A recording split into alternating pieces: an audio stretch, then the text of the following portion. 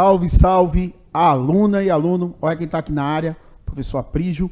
Já vou pedir para a produção abrir essa imagem aí, perfeito, para a gente não demorar muito, ganhar tempo. O assunto da gente hoje é um assunto importantíssimo quando se fala em biomas. E o melhor ainda, gente, que eu gostaria de chamar a atenção de vocês, é um bioma genuinamente brasileiro, um bioma tupiniquim.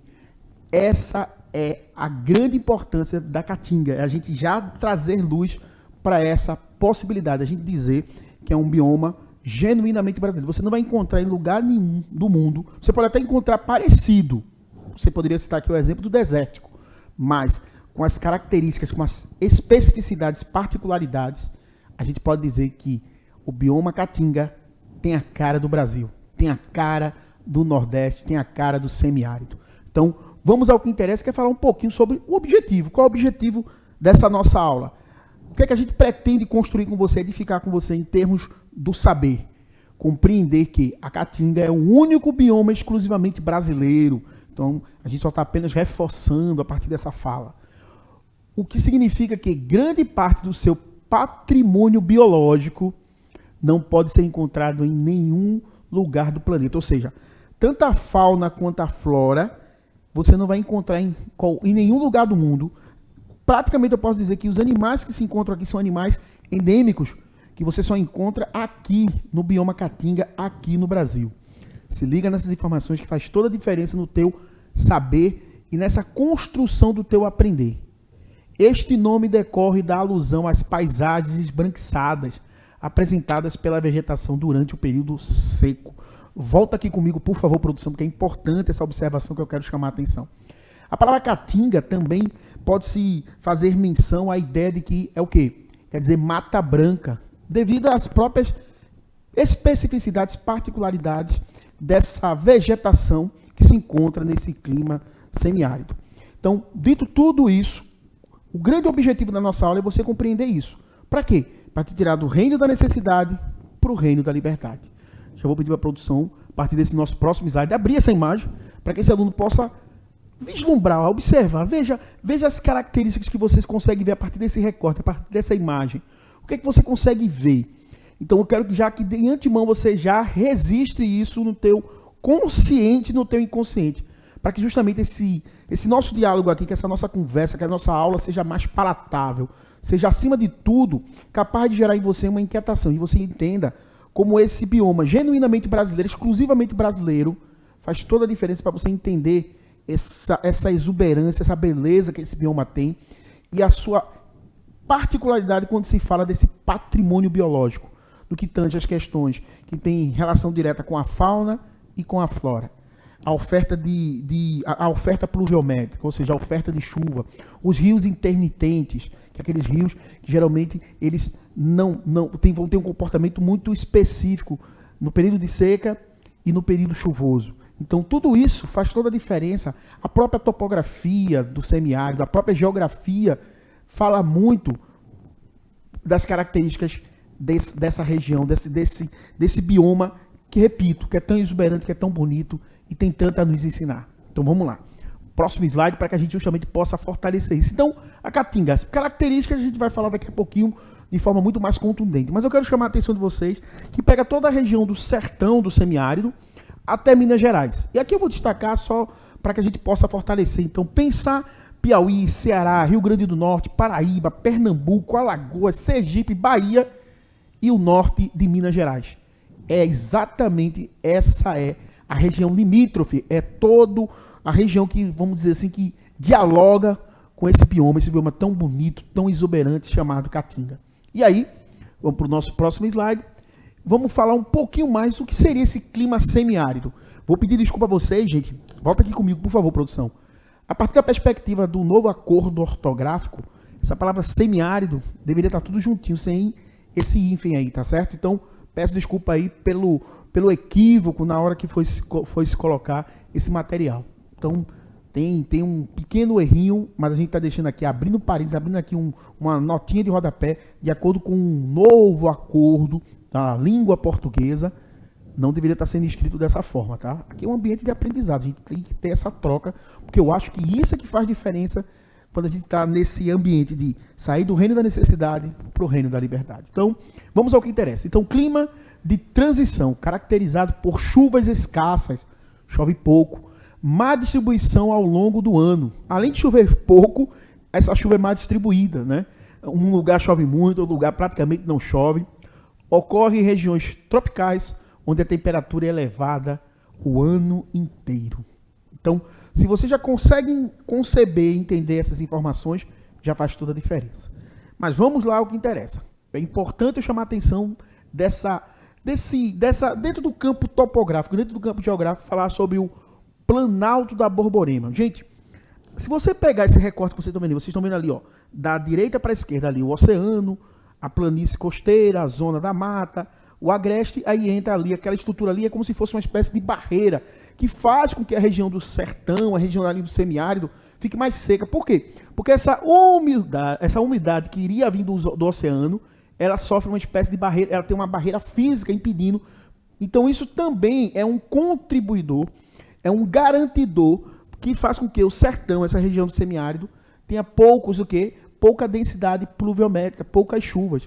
Então a própria característica, né, da presença desse planalto da Borborema é um fator que contribui para isso. Então fica essa informação que eu acho que é importante para você também entender por que na região do semiárido, na região do sertão, vai ter essas características que a gente tem muito, muito bonita, muito relevante, até de forma redundante, quando se fala da questão da caatinga. E aí, gostaria de chamar a atenção de vocês que, a partir de tudo isso que a gente falou, dessa topografia, dessa geografia, dessa oferta pluviométrica, desse ambiente que tem suas especificidades, suas características, a gente vai ter um solo que tipicamente vai ter essa característica, que é o chamado intemperismo físico. Até porque, me permita fazer aqui uma pequena comparação. A gente tem um intemperismo químico, que geralmente é pelo excesso de água, que vai fazer com que mude a granulometria, mude a estrutura das rochas, né? Fazendo com que as rochas, a partir do processo de excesso de saturação, de excesso dessa água, faz com que essa estrutura dessas rochas fique diferenciada, fique quebradiça. Mas quando você pega já no intemperismo físico, é o contrário, é pela falta dessa água. Tanto é comum em regiões muito secas, como regiões muito frias, aonde você vai ter o quê? Não vai ter oferta de água, ou quando tem, essa água vai estar no estado de congelada, pelo menos nas regiões frias. Mas quando eu pensar nesse intemperismo físico, vocês vão ver essas características aí que vocês estão vendo do solo. Esse solo com essas características quebradiças devido a essa falta, essa escassez hídrica, essa escassez pluviométrica. Abre essa imagem novamente aí, porque é bom para esse aluno visualizar isso com muito mais propriedade. E aí fica aí, porque a gente vai falar agora de um outro ponto, que é o processo de núcleo de desertificação no Brasil. Imagina uma região, volta aqui comigo, por favor, produção. É bom, é interessante. Porque quando eu penso em Caatinga, não há como eu não pensar em uma região desértica. Mas esse processo de desertificação é um processo que tem nitidamente uma ação antrópica indevida, uma ação antrópica que ela é desordenada, que ela não é devidamente salutar para esse ambiente. Por causa do quê? Queimadas, desmatamento, ou seja, a ação antrópica que não é interessante, que não é legal para esse ambiente. Um ambiente que já tem pouca oferta de chuva, pouca pluviosidade, e você ainda ter desmatamento, você ainda ter uma exploração pela pecuária que faz com que esse solo fique mais compactado, consequentemente, sendo muito mais difícil ele ter uma oferta hídrica interessante para ele. Então, são fatores que a gente vê que pela ação humana vai agravar o problema que você encontra no semiárido, levando a esse processo de núcleos, né, de desertificação. Então é bom também chamar a atenção. É só você imaginar que hoje, em torno de 10% da Caatinga sofre por esse problema, pelo problema da desertificação. Então é relevante, é importante também chamar a atenção de vocês sobre isso.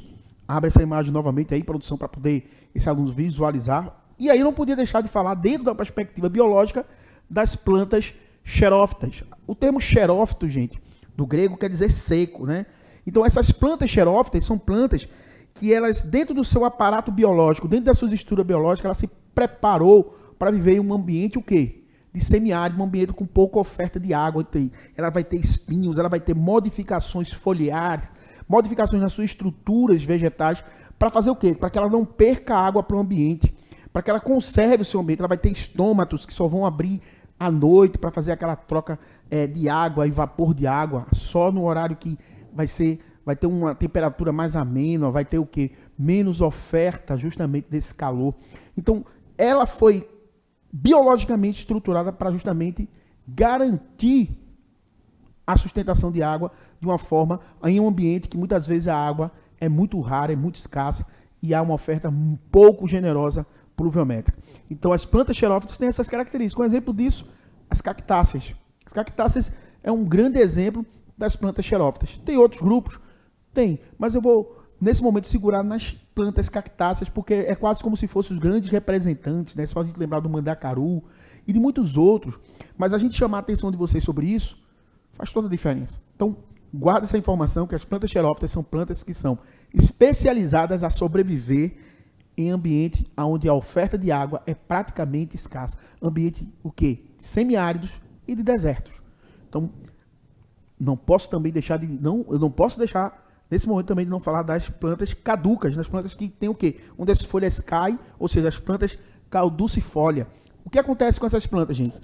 Elas perdem as folhas em períodos do ano, onde tem pouca oferta de água, ou pouca oferta justamente daquilo que ela precisa. Então ela tem uma aparência, no primeiro momento, como se ela estivesse até morta, mas não. É uma planta que ela está tendo essas características morfológicas visíveis, para o quê? Para que seja garantido para ela a vida dela. Porque essas folhas, com certeza, seria um gasto maior do seu aporte energético. E sem essas folhas, ela garante a sobrevivência em ambientes seco, ambiente onde não tem oferta de água. E isso não é comum só nas regiões desérticas, nas regiões de caatinga. Regiões também muito frias, as plantas também têm esse comportamento. É um comportamento de sobrevivência, ou seja, ela prefere ter a aparência que está morta, mas garantir a sua vida, garantir a sustentabilidade dela de uma forma que, no momento ideal, ela volte de forma bem exuberante, de uma forma muito imponente, mostrando que está viva e continua muito viva. Então isso é interessante, isso é legal, esse comportamento biológico que a planta tem garante a própria sobrevivência dela. E aí, a gente chegou naquele momento, que eu acho que é um momento muito, mas muito importante, que é você precisa saber. E aí você pode estar se perguntando, o que danado eu preciso saber? Simples. É você entender, como a gente falou, que a caatinga, ele é um bioma de uma importância singular para o Brasil, porque ele é o quê? Um bioma que a gente pode dizer que ele é exclusivamente brasileiro. E ele vai ter espécies que são endêmicas, espécies que vocês vão encontrar no Brasil. E aí eu gostaria justamente de chamar a atenção de vocês com relação à caatinga. Então, guarda esses números porque faz toda a diferença. Ó, 143 mamíferos, sendo 19 de espécies endêmicas. Então, você só encontra no Brasil 510 espécies de ave, das quais 15 são endêmicas. Só tem na caatinga, gente. 240 espécies de peixe, porém que pouco se sabe sobre eles. Então, você pode dizer que dentro desses 240 espécies de peixe, como se sabe muito pouco sobre eles, muitos devem ser o quê? Exclusivamente aonde? Apenas da região da Caatinga. 116 espécies de répteis, 47 lagartos, 52 serpentes, 4 quelônios. Para quem não lembra o que são os quelônios, a gente pode citar o exemplo das tartarugas, dos jabutis, dos cágados, tá? 3 crocodilianos, 10 anfibênios, que seria as chamadas cobras cegas. Volta aqui comigo rapidinho. E é interessante que as cobras cegas nem cobras elas são, tá certo, gente? Esse nome é um nome genérico, é um nome arbitrário.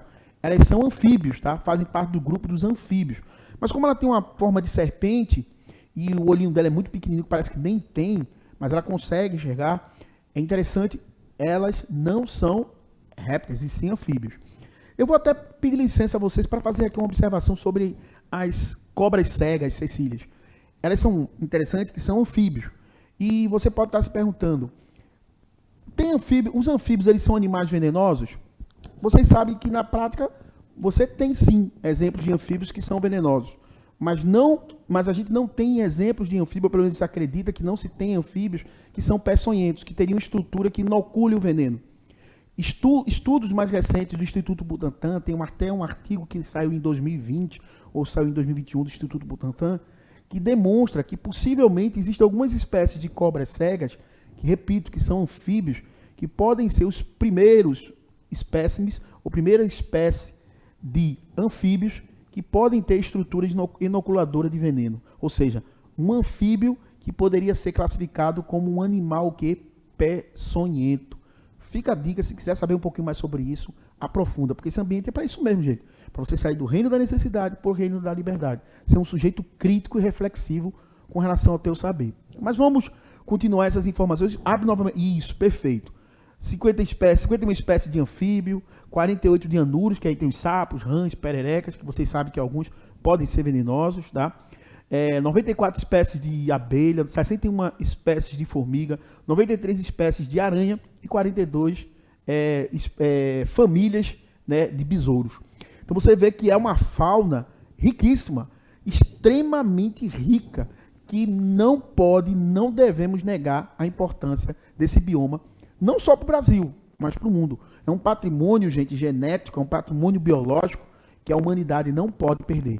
Então a gente vê a importância ecológica, a importância da sustentabilidade desse bioma e da relevância desse bioma, não só para o Brasil, mas para o mundo. Porque geralmente quando a gente pensa no Brasil, a gente sempre pensa no quê? E não estou aqui tirando de forma nenhuma a importância da Amazônia, do bioma Mata Atlântica. Não é isso que eu quero trazer aqui. Eu quero trazer luz para que a gente entenda também a importância desse bioma Caatinga, que é um bioma que tem tudo a ver com a cara do Nordeste, tem tudo a ver com o ambiente do semiárido, e a gente vê que é uma explosão de quê? De vida. Dito tudo isso, vou pedir para a produção abrir a próxima imagem. Abre essa imagem aí, por favor, produção, para a gente saber quais foram as nossas referências. Eu vou pedir para a produção voltar aqui comigo, porque eu vou fazer aquele momento fofinho, cuti-cuti, que é o momento de agradecer. Agradecer a quem? A produção. Agradecer sempre a professora Bárbara. Como sempre eu gosto de dizer de forma redundante, ela é uma gigante, porque ela permite que esse ambiente seja um ambiente de mediação, um ambiente de uma ação afirmativa, que ela é garantidora do direito ao aprender, do direito de conhecer e do direito de fazer a diferença quando a gente fala de educação.